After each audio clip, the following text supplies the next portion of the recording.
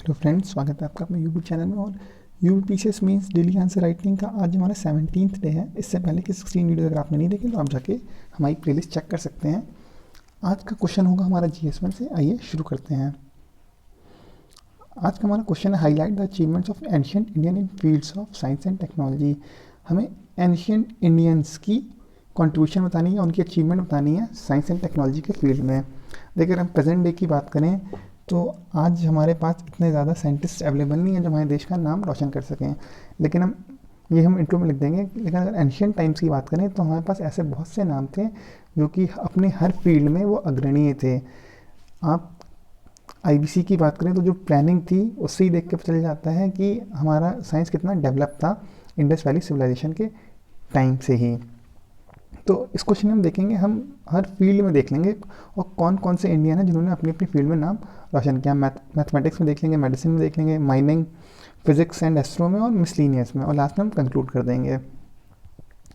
आइए मैथमेटिक्स में देखते हैं। तो मैथमेटिक्स में जो हमारे पास सबसे पहला नाम आता है वो आता है बोधायन जी का। आपने बोधायन प्रमेय नाम सुना होगा।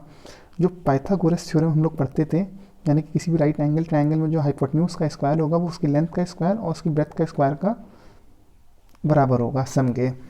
तो ये पाइथागोरस से काफ़ी साल पहले सुल्व सूत्र में बोधायन जी ने दे रखा था और ये बोधायन प्रमेय के नाम से जाना जाता है। इसके अलावा जो वैल्यू ऑफ पाई है, यानी 3.14 हम लोग पढ़ते हैं, या 22.7, ये काफ़ी हद तक बोधायन जी ने कैलकुलेट कर ली थी। अगर किसी सर्कल का सरकमफ्रेंस ज्ञात करना या उसका एरिया याद करना है तो हमें पाई की वैल्यू बहुत ज़्यादा ज़रूरी है।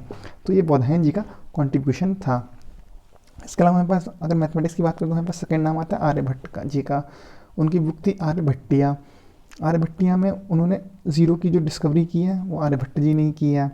इसके अलावा आर्यभट्ट जी ने, अगर हम एस्ट्रो की बात करें तो जो अर्थ से लेकर के मून के बीच का जो डिस्टेंस है वो भी उन्होंने कैलकुलेट किया था।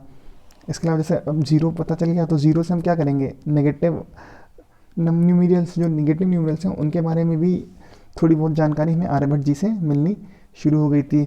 इसके अलावा एस्ट्रोनॉमी में उन्होंने जो आर्यभट्टिया है उसको खगोल शास्त्र की तरह इन्होंने मेंशन किया है। उसमें इन्होंने एस्ट्रोनॉमिकल एक ऑब्जर्वेटरी के बारे में जिक्र किया है जो कि नालंदा में थी। तो हमारी एस्ट्रोनॉमी उस टाइम में कितनी ज़्यादा डेवलप थी। इसके अलावा हम बात करें तो थर्ड हमारे मैथमेटिशियन है ब्रह्मगुप्त जी। ब्रह्मगुप्त जी जो हैं उन्होंने नेगेटिव नंबर्स पे काफ़ी ज़्यादा फोकस करके बताया और ज़ीरो के ऊपर और क्या क्या ऑपरेशन किए जा सकते हैं ये भी उन्होंने बताया। इनकी किताब थी ब्रह्म स्फूत सिद्धांतिका। इसमें जो है इन्होंने न्यूमरल्स की बात करी, तो यहीं से नंबर सिस्टम जो है अरब लेके गए थे। जो आपकी ब्रह्मगुप्त जी की किताब थी ब्रह्म स्फूत सिद्धांतिका, उसी से अरब ने न्यूमरल सिस्टम लेके गए और बाद में अंग्रेजों ने अरब से लिया। इसके अलावा हम बात करें तो मैथमेटिशियन हमारे भास्कराचार्य जी, इन्होंने बुक लिखी सिद्धांत शिरोमणि।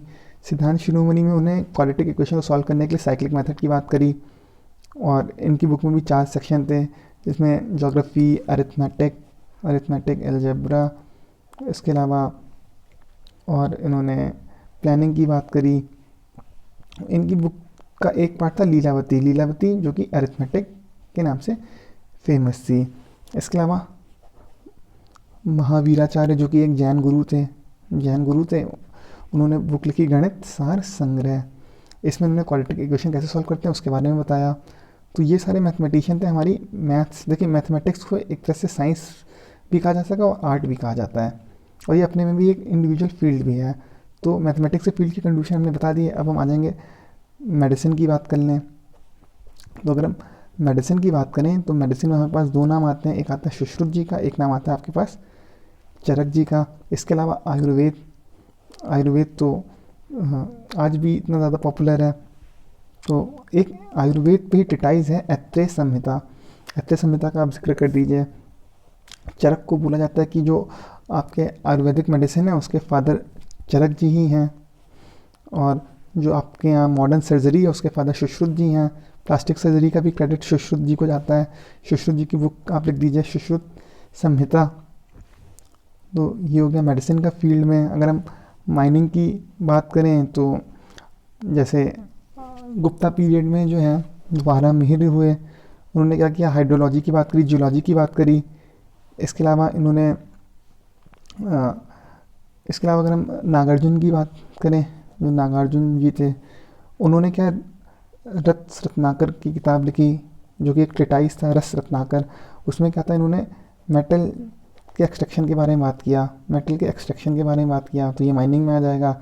कौन कौन से मेटल थे वो, गोल्ड हो गया, सिल्वर हो गया, टिन हो गया, इसके अलावा कॉपर हो गया। इन सब के एक्सट्रैक्शन के बारे में उन्होंने अच्छे से लिखा है। इसके अलावा नागार्जुन जी ने कई सारे एक्सपेरिमेंट किए और रिसर्च किया उन्होंने, किसी भी एलिमेंट को गोल्ड में कन्वर्ट कर पाएँ। खैर इसमें वो कितने सक्सेसफुल आज तक पता नहीं चल पाया। तो हम नागार्जुन जी का कॉन्ट्रीब्यूशन लिख देंगे माइनिंग के फील्ड में। फिर हम फिज़िक्स एंड एस्ट्रो की बात करें तो एस्ट्रोलॉजी में हमने बताया खगोल शास्त्र के बारे में, आर्यभट्ट जी का भी नाम आएगा इसमें, ब्रह्मगुप्त जी का भी नाम आएगा। इसके अलावा हम मिसलिनियस टॉपिक की बात करें, मिसलिनियस टॉपिक में तो आप योगा भी एक तरह से साइंस है, मेडिटेशन ना, साइंस ऑफ वेलबींग, इसमें पतंजलि जी का नाम आ जाएगा, पतंजलि जी का कंट्रीब्यूशन आ जाएगा। इसके अलावा हम बात कर सकते हैं केमिस्ट्री में, हम पढ़ते हैं कि सबसे छोटी यूनिट है एटम, किसी भी मैटर की सबसे स्मॉलेस्ट यूनिट है एटम। तो जो कन्नड़ ऋषि थे, कन्नड़ ऋषि ने ही, उनका नाम भी कण जो था वो एटम से आया था। उन्होंने ही सबसे पहले एटम के बारे में बताया कि हर ये अनडिविजिबल पार्ट है किसी भी मैटर का।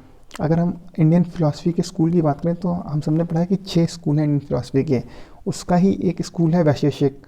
तो वैशेषिक स्कूल जो है वो कन्नड़ ऋषि द्वारा ही, मतलब उसका सोर्स कन्नड़ ऋषि ही हैं। तो इस तरह से हम कन्नड़ ऋषि का भी कंट्रीब्यूशन बता सकते हैं। तो इस तरह से हम 10-12 इंडिविजुअल जो एंशिएंट इंडियन है उनके नाम और उनके कंट्रीब्यूशन, उनके अचीवमेंट हम बता दें साइंस एंड टेक्नोलॉजी के फील्ड में, तो इससे हमारा आंसर कंप्लीट हो जाएगा। कंक्लूड हम योगा और मेडिटेशन के बारे में कर सकते हैं, इवन आईबीसी से भी कर सकते हैं। उस टाइम की प्लानिंग, वहाँ के लोग काफ़ी जानकार नहीं होंगे जो इतने सेम आकार की उनकी ईंटें थी और जो घर थे उस टाइम में उन्होंने अच्छा ड्रेनेज सिस्टम बना रखा था। तो ये सब साइंटिफिक अचीवमेंट ही था एंशिएंट इंडियंस का।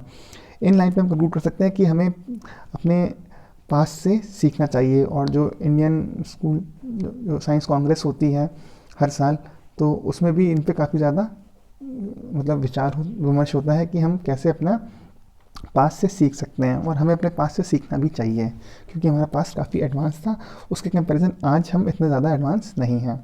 आपको वीडियो कैसा लगा प्लीज़ कमेंट कर सकते हैं। Thank you and have a nice day.